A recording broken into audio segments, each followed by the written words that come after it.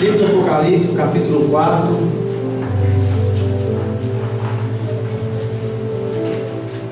Deixa eu ir, querido, tá fácil, né? O último livro da Bíblia, no capítulo 4, livro das revelações.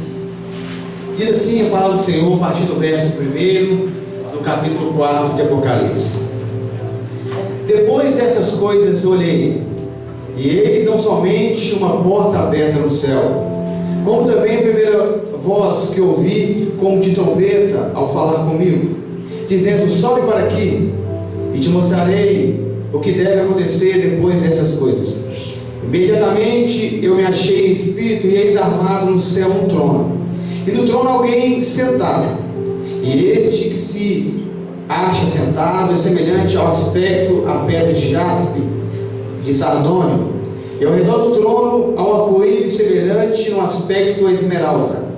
Ao redor do trono há também 24 tronos, e sentados neles 24 anciões, vestidos de branco, em cujas cabeças estão coroas de ouro. Do trono saem relâmpagos, vozes e trovões, e diante do trono ardem 7 tochas de fogo, que são os 7 Espíritos de Deus. Adiante do trono, como um mar de vidro semelhante ao cristal, e também no meio do trono e em volta do trono, 4 seres viventes, cheios de olhos por diante e por detrás. O primeiro ser vivente é semelhante ao leão, o segundo semelhante ao novilho, o terceiro tem o rosto como de homem, e o quarto ser vivente é semelhante à águia quando está voando.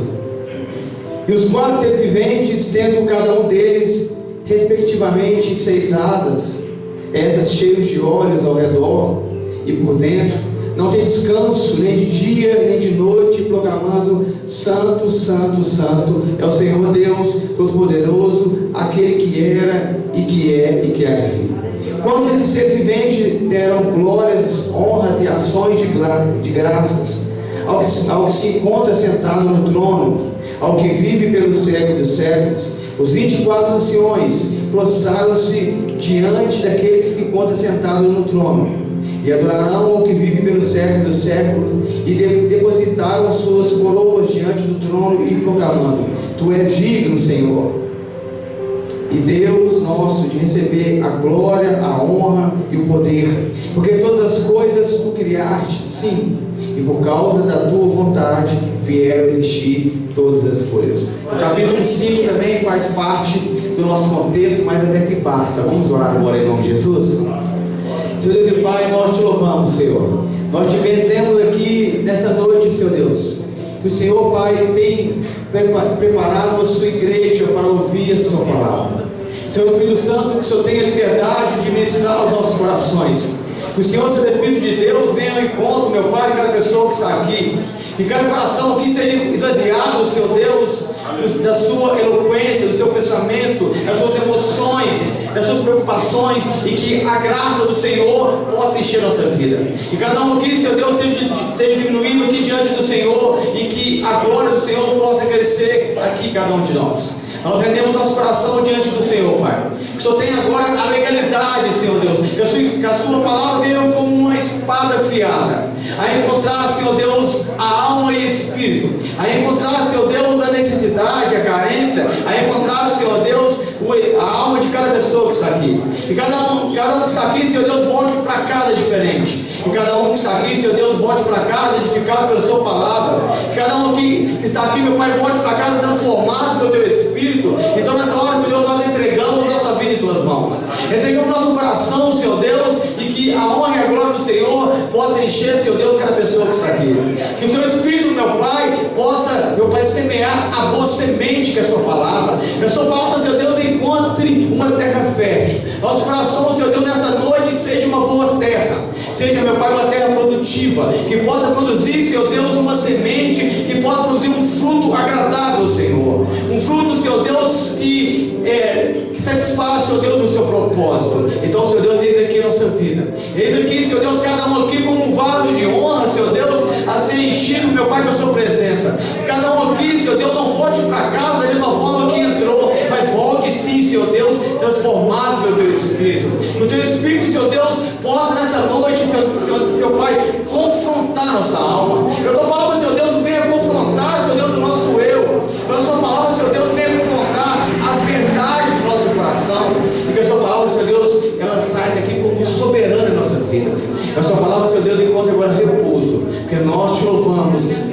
bendizemos pela tua palavra, em nome de Jesus. Amém? Vamos aplaudir a palavra do Senhor, querido.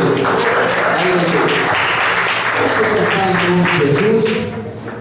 Deus abençoe você, em nome de Jesus. Um texto que talvez é pouco pregado, irmãos, né? E confesso que pregar o Apocalipse é uma coisa que fala muito no nosso coração, e a gente deve ter muito temor ao falar sobre toda a palavra de Deus, mas o Apocalipse é um livro especial para nós, Igreja de Jesus. Se pegarmos a Bíblia Sagrada e formos olhar os homens que seguiram Jesus, você vai ver que tinha um homem que era diferente, um homem chamado João, um pescador de homem, um pescador de peixes, que viria a ser pescador de homens depois. Um homem simples, um homem comum, que o Senhor Jesus chama para se tornar um apóstolo, um homem que teria intimidade com Jesus. Se você pegar a Bíblia Sagrada e você for olhar, quando chega o momento da crucificação, da morte de Jesus, o único discípulo, o único homem que está ali aos pés da cruz é João. É o único homem que teve coragem de encarar todo o Império Romano por causa de um amor incondicional a Cristo. É o único homem que estava disposto a dar sua vida por Jesus de fato, de verdade. Esse homem, ele teve o privilégio de escrever, sim, aqui o livro de Apocalipse, o livro das Revelações. Foi um homem que teve o privilégio de escrever 3 cartas que levam o seu nome, 1ª, 2ª e 3ª João. Foi um homem que Deus usou, que foi bispo da igreja de Éfeso, uma das primeiras igrejas da Ásia Menor, e João foi pastor ali. Ele pastoreou ali na igreja de Éfeso até ser preso na ilha de Patmos.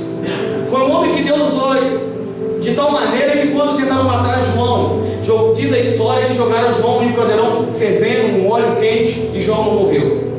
Então o imperador César, ele pega João e coloca ele como exilado na ilha de Patmos. Coloca ele para morrer, na escassez de fome, na escassez de amigo, para que a boca de João fosse calada, para que o evangelho que João conhecia, para que o testemunho que João ouviu de Jesus nunca fosse anunciado. E João se encontra nessa ilha de Patmos. E diz o texto que ele estava ali, e a primeira revelação que ele vê, ou a primeira visão que aparece para ele, é do próprio Cristo. Ele vê Jesus agora em um corpo glorificado, com cabelo branco, com uma espada que sai da sua boca, os seus pés como latão reluzente. Ele vê Cristo com uma roupa sacerdotal. Ele vê Cristo ali exaltado em um trono. Ele vê Cristo passeando no meio dos 7 candeeiros, no meio das 7 igrejas. E João, então, ele recebe uma ordem de enviar uma carta às 7 igrejas da Ásia. E diz o texto aqui no capítulo 4 é uma transferência de local. O capítulo 4 é uma mudança de cenário. O capítulo 4 é uma transição de tempo. A gente sai da esfera da terra e começa a entrar na esfera do céu. A gente sai de uma revelação terrena da igreja e a revelação agora passa para uma outra atmosfera, uma atmosfera celestial. E diz o texto aqui no capítulo 4, verso 1, depois dessas coisas. Quando a gente lê esse texto, a gente pergunta assim: pastor, mas depois de quê? Depois do tempo da igreja, depois da perseguição, depois do tempo de tribulação, que é a revelação, ela vem até João. Eu quero dizer para você, meu amado, que o tempo de tribulação, de angústia, ele vai chegar ao fim. Vai chegar um tempo que a igreja não vai mais estar nessa terra, e Deus vai levar a igreja para uma outra atmosfera, vai levar a igreja para um outro local. A igreja vai ter uma nova revelação, a igreja vai estar em uma nova condição, a igreja vai estar com uma nova companhia. Aqui no capítulo 4, depois dessas coisas, depois da perseguição, depois do tempo da igreja, eu quero que você entenda, meu amado, que esse tempo aqui vai acabar. Esse tempo de estarmos reunidos aqui nessa terra, de estarmos cultuando o Senhor, em alguns dias da semana, ele vai ter um fim. E depois dessas coisas, o que vai ter, pastor? Vai ter grandes revelações. Depois dessas coisas, amado, vamos estar com o Senhor nos ares. Depois dessas coisas aqui na terra, nós vamos estar com o Senhor em um outro local. É isso que João está dizendo aqui. Depois deste período, depois dessas cartas, depois de passar o tempo da igreja, depois de passar a perseguição, a tribulação, depois de passar a angústia, vai chegar um tempo de revelação plena de Jesus. espera esse tempo. Não sei se você aguarda esse tempo, ou não sei se você, como igreja, vive esse tempo. Se você aguarda de forma ansiosa o tempo de angústia que vai findar e vai começar um novo tempo, um novo ciclo em nossa vida, uma nova revelação vai ser dada a cada um de nós. E diz o texto aqui que João estava na ilha de Patmos, cercado, trancado, sem nenhuma visão externa do mundo, sem nenhuma porta aberta. Mas João, ele deixa de focar os seus olhos na terra. E diz o texto aqui: então olhei. Ele olha para onde, irmãos? Ele olha para o céu. Quando você deixa de focar os seus olhos nas tribulações da terra, o céu é revelado para você. Quando você deixa de focar os seus olhos nas dificuldades da terra, a porta do céu é revelada para você. Quando você deixa de focar os seus olhos na tribulação que está diante de você, uma ilha chamada Patmos, você consegue enxergar novas e futuras revelações que Deus tem para a sua vida e para a sua família. Se João ficasse com os olhos focados na terra de Patmos, ele nunca ia enxergar a porta aberta no céu. Se João ficasse com seus olhos focados na angústia de ser preso naquela ilha, ele nunca teria uma nova revelação do Senhor. Mas diz o texto que ele tira os olhos da terra e ele olha para os céus. E nós temos que tirar os olhos das nossas dificuldades. Nós temos que tirar os olhos das nossas tribulações. Nós temos que tirar os olhos daquilo que limita a nossa condição. João estava limitado de forma geográfica, de forma de espaço, mas o céu não estava fechado sobre ele. Quer dizer para você, meu amado, que eles podem cercar você ao redor, podem pôr barreiras ao redor de você, mas ninguém impede de você olhar para o céu e o Senhor Deus responder ao coração. Ninguém impede de você clamar ao céu, de você olhar para o Senhor e o Senhor Deus responder um grande favor à sua vida. Aquele homem estava ali, e depois dessas coisas eu olhei. João, ele olha e ele vê uma coisa que já estava lá, porque a porta não foi criada no céu, ela já estava no céu. A porta não foi criada naquele momento, ela já estava estabelecida. A partir do momento que você deixa de colocar os olhos nas suas dificuldades humanas e você foca os seus olhos aos céus, você vai ver que existe uma saída. Você vai ver que existe um caminho a seguir. Você vai ver que existe uma revelação nova dada para você. Você vai ver que tem uma nova oportunidade. Você vai ver que ainda assim existe jeito para a sua vida. Eis que depois dessas coisas eu olhei. Ele olha para o céu, porque tinha uma revelação nova para ele. Quando você olha para o céu, irmão, tem coisa nova para Deus revelar para você. Talvez você não receba coisa nova, talvez você não vê coisa nova, porque os seus olhos estão focados nos seus problemas, os seus olhos estão focados na sua prisão, os seus olhos estão focados naquilo que aprisiona os seus pés. Mas se você tirar os olhos da sua dificuldade, focar os olhos aos céus, você vai ver que Deus tem grandes revelações profundas da graça e da glória dele a mostrar na sua vida. João, ele tira os olhos ali e começa a olhar para o céu, e ele vê uma porta aberta. Ele vê uma porta que já estava estabelecida e aberta, porque Deus deixa o caminho, o acesso fácil para a gente. Porque Deus deixa ali o acesso para nós como um único caminho. Só tinha uma porta, só tinha um caminho, um trajeto para João adentrar os céus. É lógico que o Senhor está falando aqui que só há um caminho para chegar a Ele. É lógico que Deus está dizendo aqui que só há uma revelação para chegar a Ele. É lógico que Deus está dizendo aqui que quando todas as portas se fecham aqui na terra, Ele abre uma no céu para a gente.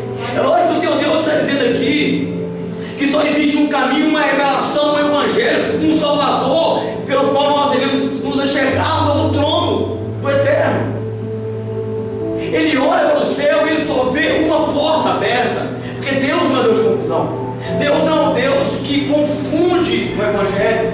Deus não é um Deus de duas palavras. Deus não é um Deus de dois caminhos. Deus não é um Deus de duas salvação. Deus é um Deus único, que aponta um caminho, uma salvação, um sacrifício, um filho, que é Jesus. Deus só abre uma porta, essa é a única porta de acesso ao céu.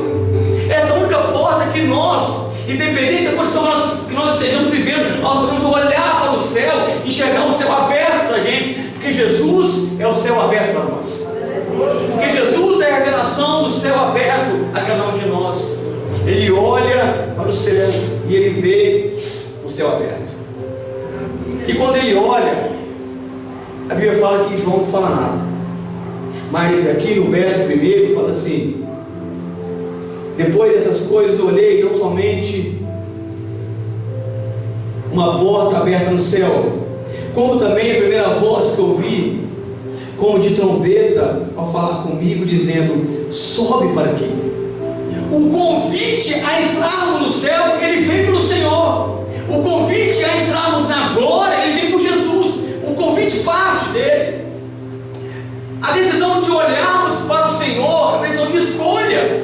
Escolhemos a Ele, mas o convite é dele, porque é Ele que abre o caminho, Ele que abre a porta, Ele dá a você a legalidade, a autoridade de passar por esse portão. E o Senhor, lá do alto, lá do céu, Ele fala com João: vem e sobe para aqui. É Jesus, irmãos, quem chama cada um de nós. É Jesus quem autoriza o seu nome a ser inscrito no livro da vida. É Jesus que autoriza o seu nome a adentrar pelos portões celestiais. Ele que lá do céu convida você nessa noite a você sair da esfera da terra e entrar na glória. Ele convida a sua família a deixar um mundo aqui de tribulação, de perseguição, um mundo contrito, e você entrar em um mundo de graça com Ele. Vem, sobe para cá. Se fosse na condição de João, João até ele viu o céu aberto, João até viu a porta, mas a condição de levar, de subir, dependia da voz. A condição de levar, de subir aos céus, dependia daquele que estava lá em cima, porque só ele tem a chave. A porta do céu é aberta por dentro, não por fora. A porta do céu só é aberta por dentro do céu. A porta do céu só é aberta pelo céu, para que o céu chame a gente para entrar dentro dele. Não é você, com a sua maneira, com a sua filosofia, com os seus conceitos, que você vai bater na porta. Não, quem bate na porta é Cristo. Ele bate na porta do nosso coração, dizendo: deixa eu entrar aí. E quando Jesus entra no seu coração, Ele dá a você a legalidade de entrar no céu.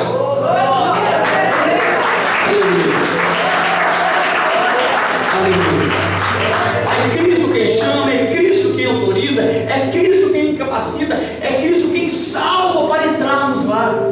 Ele fala que eu ouvi de novo aquela voz, aquela primeira voz que eu tive na primeira revelação, daquele homem vestido de linho fino, com os olhos como chama de fogo. Eu ouvi a mesma voz. Quanto tempo o Senhor fala com você? Quanto tempo Jesus fala com você, meu querido? Eu quero dizer para você que se você focar os seus olhos no céu, Deus vai falar com você novamente. O Senhor vai falar com você novamente. Ele está disposto a falar com você, e a palavra dele é uma palavra de salvação. E a palavra dele é uma palavra de redenção de cada um de nós. É uma palavra que vem resgatando as nossas vidas. E diz o texto assim: vem só para cá, e te mostrarei o que deve acontecer depois dessas coisas. Jesus aqui fala assim: vem, João, o futuro está aqui, eu vou te mostrar.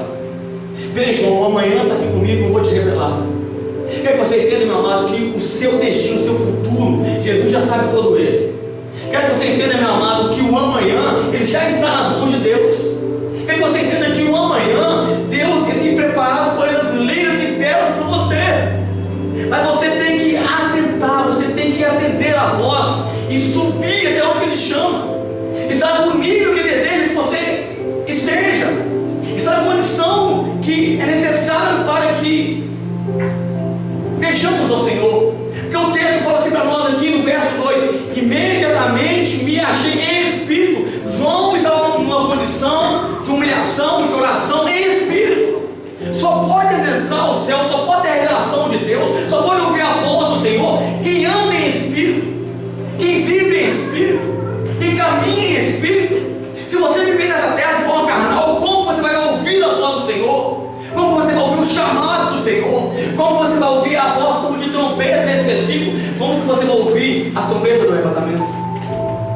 Como você vai ouvir o trombeta tocar e dizer para você: ei, vem, sobe para cá? Se você anda na carne. Aqui João diz: eu me achei em espírito. Só pode entender o céu, irmão. Só pode, escute, só pode ter revelação do céu quem anda em espírito. Só pode entrar na porta do céu quem anda em espírito. Só pode conhecer revelações profundas do trono de Deus quem anda em espírito. Só pode conhecer o que Deus tem reservado para a sua igreja que anda em espírito. Eu não sei como você tem andado, mas é o tempo de você guardar seu coração. É o tempo de você deixar de olhar as tribulações, deixar de olhar as dificuldades e começar a andar de acordo com a palavra. Aleluia, Jesus. Glória a Deus. Vem que eu te mostrarei o que deve acontecer depois dessas coisas. Jesus estava dizendo para João: vem, João, vou te mostrar a sua vida depois. Vem, João, vou te mostrar como é que vai estar a igreja de Éfeso que você deixou. Vem, João, vou te mostrar como é que vai estar os pecadores, os ímpios. Vem, João, vou te revelar coisas que vão acontecer. E João, ele vê muitas coisas ali, coisas que é lícito ele relatar, porque Paulo também foi ao céu e não foi lícito ele relatar o que ele viu. Enoque também subiu ao céu, mas também não voltou para relatar. Paulo fala que foi até ao terceiro céu, mas não foi digno a ele relatar o que ele viu lá. Mas João aqui recebe uma outra ordem: vem, registra, fala, envia as cartas, envia o meu povo, envia a minha igreja. Eu me achei em espírito, diz o texto aqui. Imediatamente eu me achei em espírito, e eis armado no céu um trono, e no trono alguém sentado. Escute isso aqui. A primeira revelação do céu não foi ruas de ouro, não foram mansões celestiais. A primeira revelação do céu é o trono de Deus, porque Deus tem que ser a primeira revelação da vida do crente. A primeira revelação da glória não é a expansão infinita do céu, é o próprio Senhor. Ele é a glória da eternidade, Ele é a glória do céu, Ele é a maior revelação que podemos ver e ter. E é por isso que quando João entra nos céus, ele está de cara com um trono. Ele vê um trono ali, armado. E eis que eu entrei, eu vi um trono armado. Ele não viu nada mais. Deus não mostrou ele uma eternidade futura. Deus não mostrou ele a nova Jerusalém, só era mostrada no final do Apocalipse. Deus primeiro se revela a João como ele é. Deus primeiro revela que o seu reino, a sua glória, a sua graça. A primeira revelação aqui, registrada no capítulo 4, não são os seres, não são os serafins dos querubins. A primeira revelação não são os anjos. A primeira revelação não são os 24 anciões. A primeira revelação é o próprio Deus. Porque Deus tem que estar em primeiro lugar. O maior desejo do coração da igreja, o maior desejo de cada cristão é ver Deus, é estar com Deus. A nossa oração, a nossa vida, as nossas intenções, o nosso viver tem que ser para ver Deus, tem que ser para estar perto de Deus. Você pode sim querer outras coisas nessa vida, e Deus é Pai, ama, Deus pode dar graça para você bater, mas o maior desejo é ver, é estar perto do Senhor. O maior desejo é estar perto de Deus. E aqui João ele entra, ele vê aqui: eis armado no céu um trono. Escute, assim como só tem uma porta, só tem um trono na glória, porque só tem um Senhor, só tem um Rei. Aquele céu ali não tinha 2 tronos, 3 tronos ou 4 tronos. Na terra sim o trono ele é trocado, na terra sim o Rei é substituído, mas esse que está sentado no trono aqui, ele nunca morreu. Esse que está sentado nesse trono, ele nunca foi ameaçado. Esse que está sentado nesse trono, ele sempre existiu.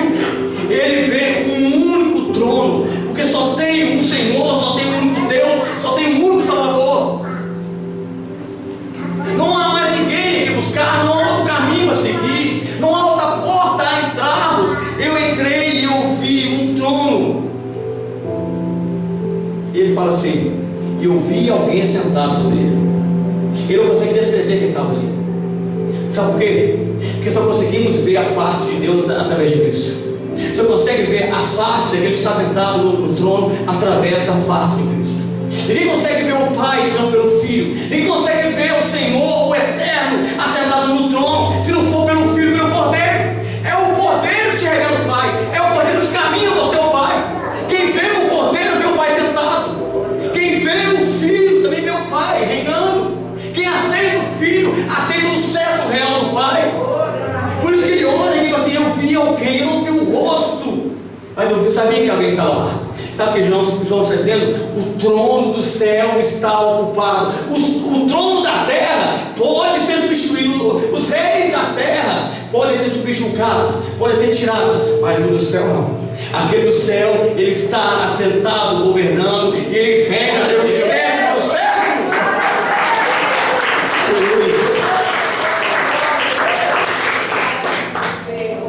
Eu vi alguém sentado no trono. Olha que coisa aqui que João fala. Ele viu alguém sentado, porque estava na posição de honra, na posição de governo. João viu Deus governando o universo. João viu um trono que rege todo o universo. João viu aqui um Deus que está governante, que governa todas as coisas. Eu vi alguém assentado aqui. Ele não viu um trono vazio, desocupado. Ele não viu um trono à disposição. Ele não viu um trono usurpado. Ele viu alguém sentado. Eu quero que você entenda, amado, que Deus governa os céus e governa a terra. Eu quero que você entenda, amado, que quando você entrega a sua vida para Jesus, quando você se acha em espírito, quando você olha para o céu, você vai ver que existe um Senhor assentado em um trono de eternidade, que tem poder para governar a sua vida. Quando você aceita Jesus como Senhor, e quando você vem, sobe para cá, e você sobe, você vai conseguir enxergar, apesar da sua limitação, apesar da sua dificuldade, que tem alguém que governa por você. Que tem alguém que direciona a sua vida, que tem alguém que controla você. Eu vi alguém assentado. Aquele trono não foi ocupado ali naquele dia.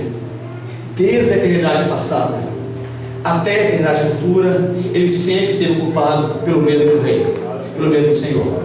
O mesmo Senhor ocupa aquele trono muito antes da existência de todos os seres, muito antes da eternidade ser criada, porque a eternidade é gerada por causa dele. Ele é antes da eternidade. Antes de todos os anjos, serafins, querubins serem criados, aquele trono já estava ocupado. E por que nós temos medo de tantas coisas? João fala que depois dessas coisas eu subi e vi um trono armado no céu. E ele fala assim no verso 3: e esse que se achava sentado é semelhante ao aspecto da pedra jaspe e do sardônio. Ele vê de relance alguém sentado, e ele vê duas características: uma pedra de sardio e uma pedra de jaspe, uma pedra translúcida branca e uma pedra translúcida vermelha. Ele vê aqui sim a pureza e a santidade. Ele vê o vermelho da justiça e justificação pelo sangue do poder. Ele vê aqui no trono, era um trono de justiça, um trono de santidade. O esplendor do Senhor brilhava em todo o salão, enchia toda a sala. E ele vê um brilho muito grande saindo daquele trono, que ele não consegue ver a face do Altíssimo. Era um brilho transparente, branco e vermelho.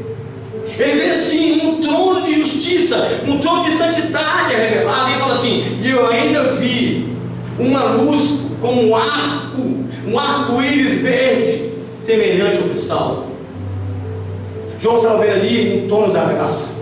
Ele estava vendo o arco da aliança. Ele estava vendo o pacto de Deus, as alianças que Deus ama, os pactos que Deus preserva. Eu quero que você entenda, meu amado, que Deus é Deus de aliança. O nosso Deus é o Deus que preserva e ama as suas alianças. E se você, em algum momento, fez uma aliança com o Senhor, zele por você cumprir ela. Porque Deus ama, porque Deus zela em cumprir a aliança que Ele fez com você. Deus zela em cumprir a aliança que Ele fez com a terra. Ele viu um arco verde, porque representava a graça. Porque depois da tempestade vem o arco-íris. Porque depois do dilúvio teve o arco ali que Noé viu. Era o sinal de aliança do Senhor com a terra. Deus está revelando para João que Ele é um Deus de misericórdia, um Deus de graça. Deus está revelando para João primeiro que o trono dele é um trono de misericórdia. Deus está revelando para João que o trono dele é um trono aliançado com a misericórdia e a graça. Mas João continua olhando para aquele trono. E a Bíblia fala assim: e esse que se acha sentado é semelhante ao aspecto da pedra jaspe e sardônio. E ao redor do trono há um arco-íris, semelhante ao aspecto da esmeralda. E a Bíblia fala assim no verso 5: e do trono saem relâmpagos, vozes e trovões. Aquele mesmo trono de misericórdia e graça também é um trono de juízo, também é um trono de justiça, porque o relâmpago, o trovão e a voz representa o juízo de Deus sobre a terra. Mas você não vê aqui nessa cena nenhum vento. Você não vê vento no céu, porque o vento na Bíblia representa guerras, e o trono de Deus jamais pode ser guerreado. Ninguém jamais pode enfrentar, usurpar, tomar o trono do Senhor. Não existe um vento ali, apenas justiça, juízo às pessoas que chegam perto dele.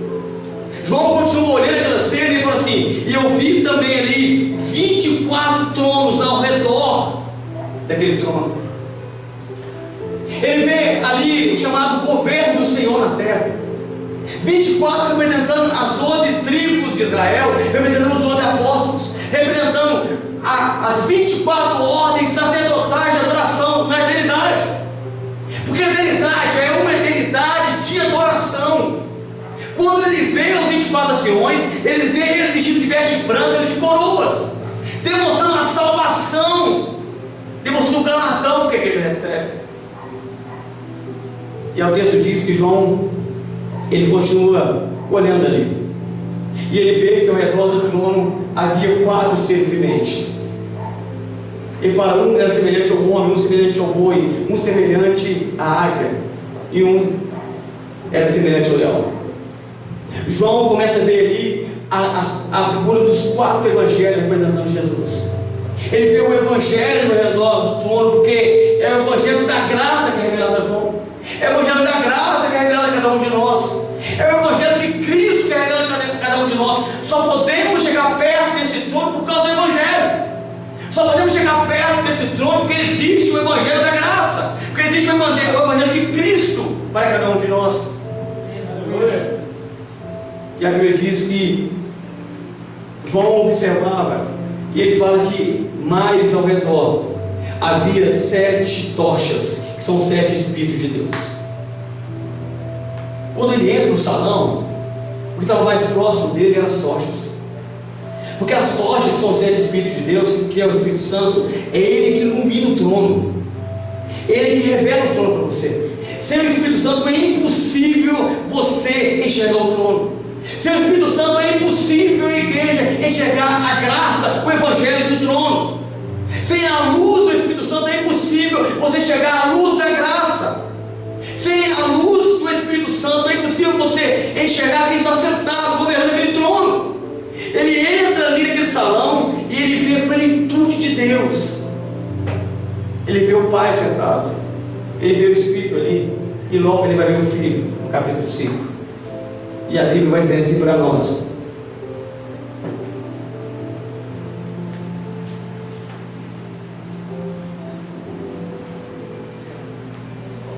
e adiante do trono um mar de vidro, semelhante ao cristal. O mar de vidro na Bíblia é chamado mar de fundição. Era uma bacia, um tanque que a lei de Moisés mandou fazer para que os sacerdotes se lavassem, se purificassem para entrarem no Santíssimo Lugar. Quando ele vê que um mar semelhante ao cristal, ele vê um mar que dá acesso você ao trono.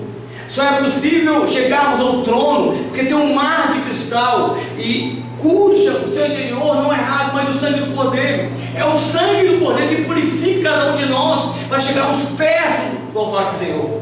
É o sangue do Cordeiro que purifica a sua igreja, que lava a sua igreja, que limpa as nossas vidas para chegarmos perto do trono do Altíssimo. Eu vi semelhante ao mar de vidro, como um cristal.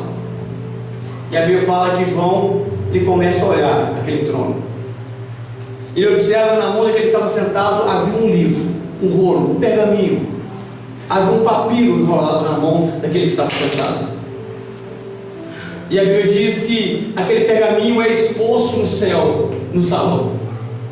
E o texto diz que João começa a chorar, porque o livro era todo selado por dentro e por fora, demonstrando que a obra, o propósito de Deus estava todo escrito.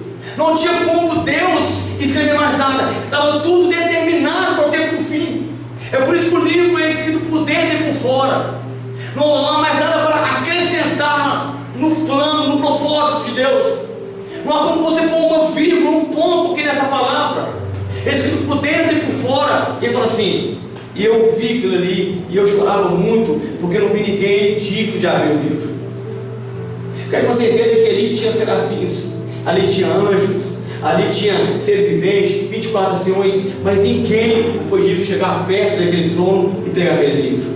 Que livro é esse, pastor? Era o livro da salvação, era o livro do plano da redenção, era o livro da graça e da misericórdia. Ali estava o propósito, o plano de Deus para salvar a humanidade.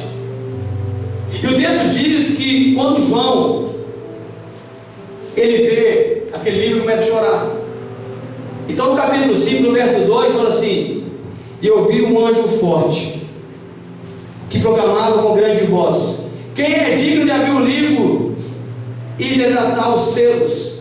Ora, nem no céu, nem sobre a terra, nem debaixo da terra, ninguém podia abrir o livro, nem mesmo olhar para ele. Não havia ninguém no céu, mas não havia ninguém capaz de assumir o propósito da salvação. Jesus é o único capaz de salvar as nossas vidas.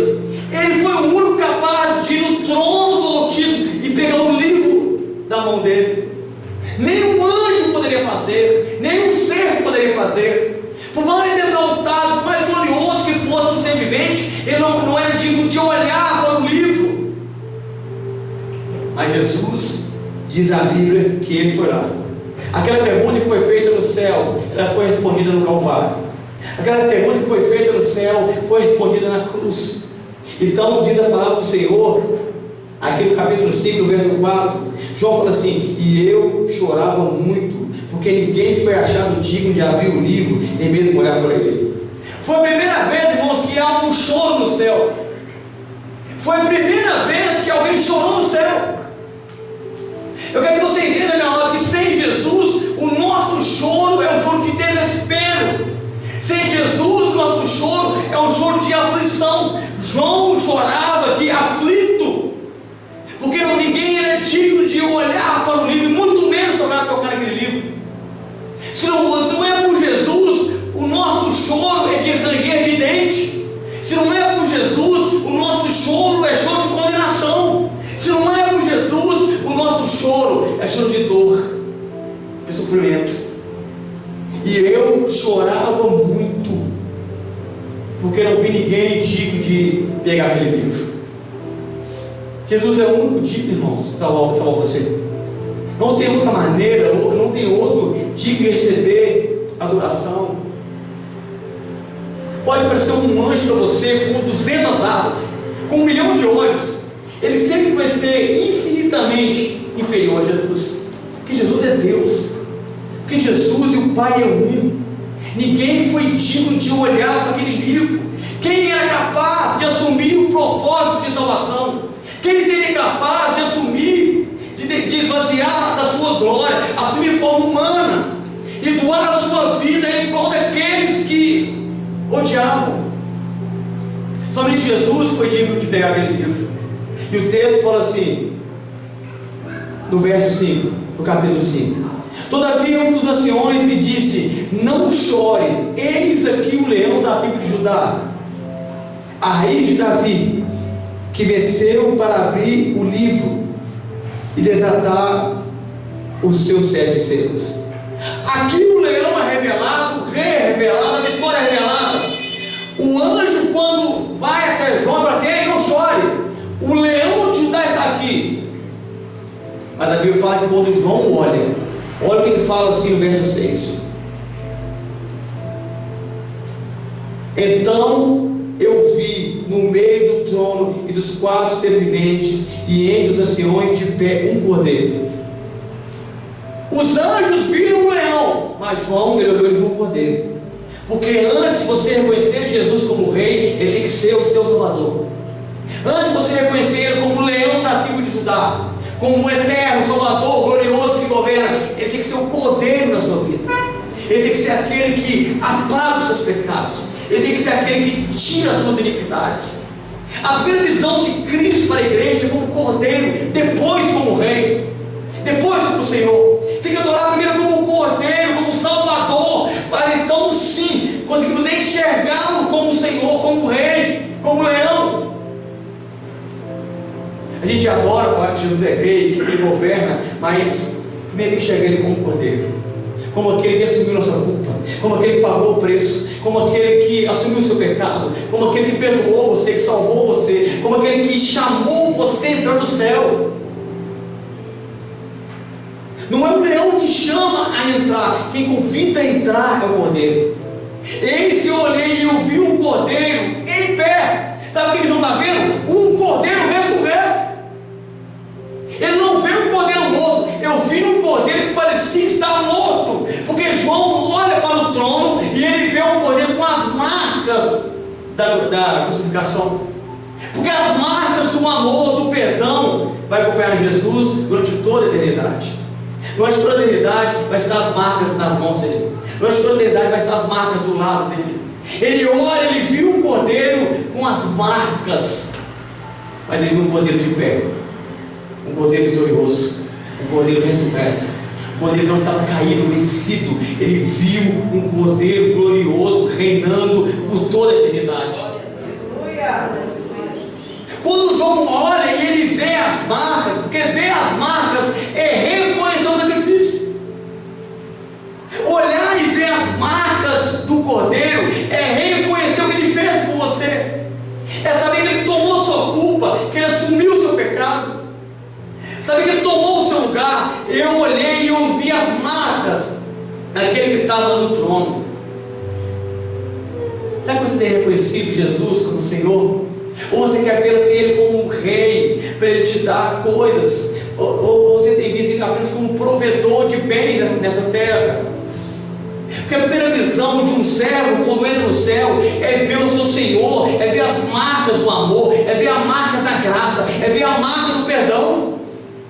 As marcas que João vê é a marca de perdão para João, é a marca da graça para João, é a marca da justiça feita por João. João só pôde entrar naquele local porque ele viu as marcas do cordeiro.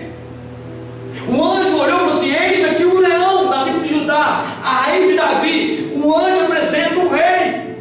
Mas João, ele vê o cordeiro. João, ele vê o filho. João, ele vê o Senhor crucificado.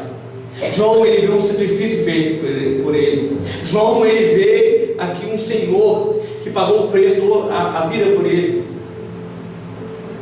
E o texto vai dizer assim para nós, no verso 6: ele estava de pé, um cordeiro como tendo sido morto. Ele tinha 7 chifres, bem com 7 olhos, e com 7 Espíritos de Deus. João vê aquele cordeiro, sabe o que? Onisciência, onipotência e onipresença. 7 chifres, 7 olhos, 7 tochas. A mesma glória do Pai que ele vê no Filho. Os 7 olhos fala da onisciência, os 7 chifres fala de poder da sua onipotência, os 7 espíritos da sua onipresença. Ele vê um Cristo, sim, com as marcas do seu sacrifício, mas um Cristo poderoso. Ele vê um Cristo glorioso ali. Ele vê um Cristo vencedor. Ele vê um Cristo invencível. Ele vê um Cristo onipotente que tudo pode, um Cristo que tudo sabe, um Cristo que tudo conhece. Eu olhei, eu vi um cordeiro, ele tinha 7 chifres. O chifre na Bíblia aqui é poder. Ele tinha todo o poder. Não é isso que ele fala? Todo o poder foi me dado ao Pai. Toda a glória estava com ele ali. Então a Bíblia diz assim no verso 7: veio, pois, e tomou o livro da mão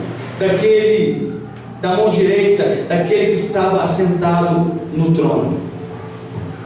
O cordeiro, ele vai no trono e ele pega o livro, demonstrando que todo o plano da redenção está na mão de Jesus. Todo o futuro está na mão de Cristo. O futuro da sua família, o seu futuro, meu amado, a sua eternidade está nas mãos de Jesus. A sua vida aqui na terra, o seu respirar, o seu deitar, o seu acordar, o seu caminhar, o seu amanhecer, está nas mãos dele. Cada fio de cabelo seu, ele sabe, ele conhece, e a sua eternidade ele tem nas palmas, nas mãos. Ele foi no trono e ele pega o livro, segura nas mãos. E se ele tem o seu destino nas mãos dele, quem é que pode arrancar você das mãos do Senhor? Quem é que pode separar cada um de nós do amor de Cristo? Quem é que pode separar cada um de nós de estarmos com Ele, sendo que Ele tem o passado, o presente e o futuro em suas mãos? Sendo que o livro da história está nas mãos dele, o livro da salvação está no controle dele, o livro do controle de Deus. Nada foge do controle das mãos do Senhor. Talvez você olhe aqui na terra e ache que a sua vida não tem mais jeito. Talvez você olhe aqui na terra e ache que a família está por um caminho sem fim. Mas, meu amado, Deus está no controle da sua vida. Jesus ainda assim está no controle da sua história. Jesus está no controle da sua casa. No verso 8 fala uma coisa que João viu. E até um que fala, né? João viu a cidade santa, né, irmãos? Mas ele viu o trono. Sem o trono ele não vê a cidade. No verso 8, capítulo 5 de Apocalipse, fala assim: e quando tomou o livro, os 4 seres viventes e os 24 anciões prostraram-se diante do Cordeiro, e tendo cada um deles uma harpa e taças de ouro cheias de incenso, que são as orações dos santos. No verso 9 e 10, e entoaram um novo cântico. Escute, quando o Cordeiro ele vai no trono, ele pega o livro, os 24 anciões que representam os salvos, né, na eternidade, que representam a aliança do antigo, a aliança do novo, eles se prostram diante dele, tiram sua coroa e põe no chão, porque a glória que a igreja recebe vai ser devolvida ao Senhor, porque os dons que você recebe vai ser devolvido para Ele, porque tudo que Ele te deu é colocado dentro de novo. Os 24 anciões se prostram diante do Cordeiro, e o texto diz que aqueles 4 seres viventes começam a tomar um novo cântico. Eu quero que você saiba que Deus tem um novo cântico para os seus lábios. Deus tem um novo cântico para você. Tem um novo cântico, vamos cantar lá, irmãos. Tem um novo cântico na eternidade. Na eternidade vai ter um novo cântico todo o tempo. E olha aqui que fala aqui o texto.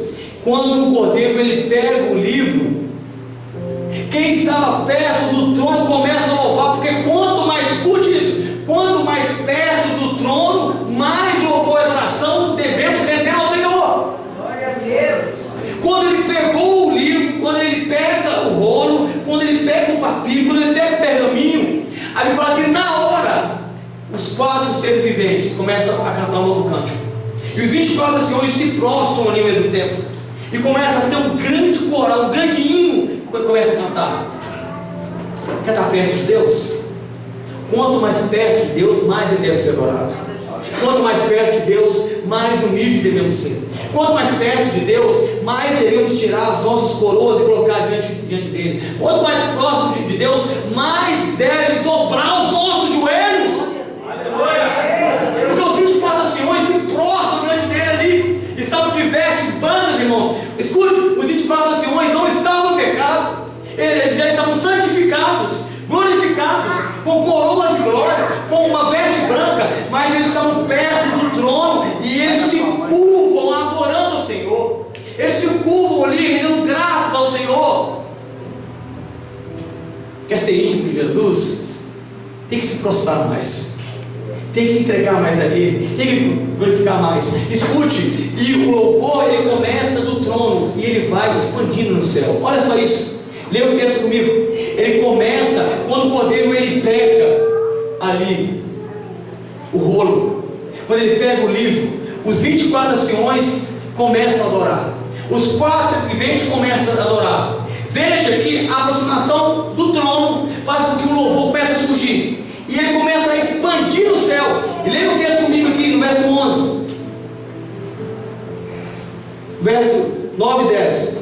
E entoava um novo cântico, dizendo: digno és de tomar o livro e de abrir os selos, porque foste morto e com teu sangue compraste para Deus os que procedem de toda tribo, língua, povo e nação. Verso 10. E para o nosso Deus os constituíste reino, sacerdote, e reinarão sobre a terra. Verso 11. Vi e ouvi uma voz de muitos anjos. Olha só, começou com 4 seres viventes, passou por 24 nações. Agora todos os anjos do céu chegam no trono. O louvor começou, irmão, porque Cristo pegou o rolo. O louvor começou porque Cristo, ele aceitou pagar o preço pela redenção. O novo cântico foi entoado porque Jesus se aproximou do Pai e disse assim: eu vou pagar o preço, eu vou abrir os céus, eu vou comprar da terra cada um de cada povo, língua e nação para estar aqui nesse coral. E os 4 seres viventes, no versículo 8 do capítulo 5 de Apocalipse, começaram a cantar.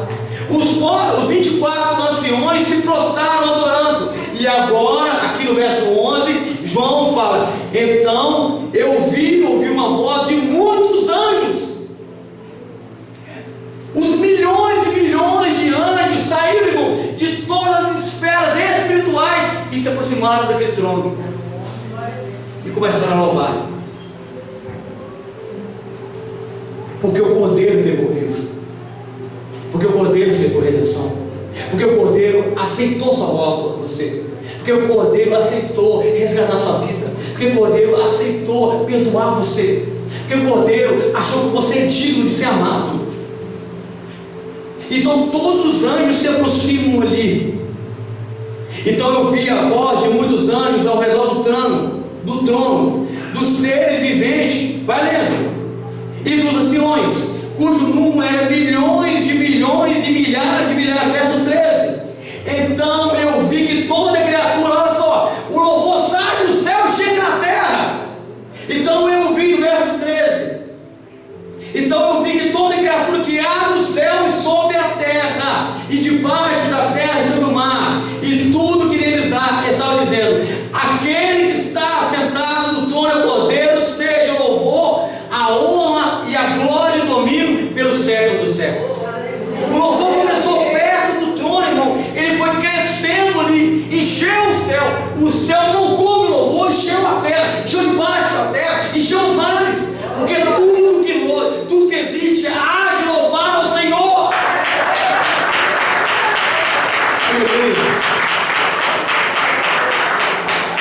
Mas para terminarmos aqui, sabe o que João viu ali? João me viu ali.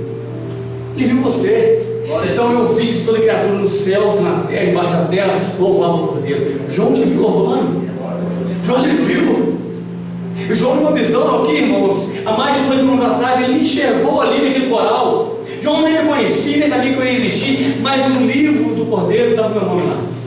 No livro da vida estava o meu nome, estava o seu. No livro da eternidade, no livro da redenção, estava o nome dessa igreja, o nome desses irmãos, o nome dessa família. E quando João ele vê aqui que todo o céu louvado e todos os seres da terra entoavam um cântico, ele estava chegando você, adorando o Senhor pela graça e perdão de pecados.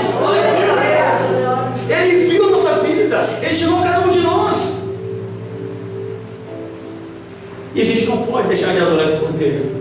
A gente não pode deixar de louvar a Ele, porque está aqui registrado. Eu estou aqui nesse versículo. Eu creio que eu estou aqui no meio, aqui do versículo 13. Apocalipse, capítulo 5, versículo 13. Então eu vi que toda criatura que há no céu, toda criatura, todos os anjos, todas as classes, serafins, querubins, anjos, arcanjos, começaram a adorar, cujo número era milhões de milhões e milhares de milhões. Era incontável aos olhos de João, era insondavelmente humano. A quantidade dos milhões, dos trilhões de anjos estavam adorando com um novo cântico, um coral ao mesmo tempo. Então ouvi que toda criatura que há no céu e sob a terra, esse sobre a terra está aqui o pastor Daniel, esse sobre a terra está aqui você, esse sobre a terra está aqui você adorando, mesmo passando por dificuldade. Esse toda a terra está aqui você adorando, mesmo sendo preso na ilha Baía de Fátima. Esse sobre a terra está você adorando, mesmo passando por dificuldades. Esse sobre a terra está você reconhecendo Jesus como seu Senhor, mesmo vivendo momentos de tribulações. Eu vi que sobre a terra e debaixo da terra e sobre o mar e tudo que neles há, estava dizendo: aquele que está sentado no trono e ao Cordeiro, seja o louvor, a honra e a glória e o domínio pelos séculos dos séculos. O louvor começou perto do trono e ele foi crescendo, foi expandido, ele encheu o céu não coube, ele vem encher a terra. Que a sua vida seja uma vida cheia de louvor a Deus. Que a sua vida, a sua casa seja uma vida cheia de adoração ao Senhor. Que essa igreja seja uma igreja que adora o Senhor.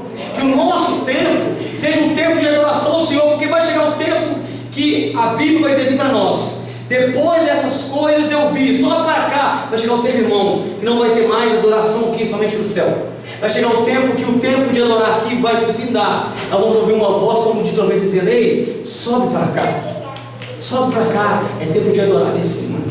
Mas enquanto há tempo aqui, enquanto há motivo aqui, e motivo há todo dia, nós devemos adorar o Senhor durante todo o tempo da nossa vida, durante toda a eternidade, em nome de Jesus.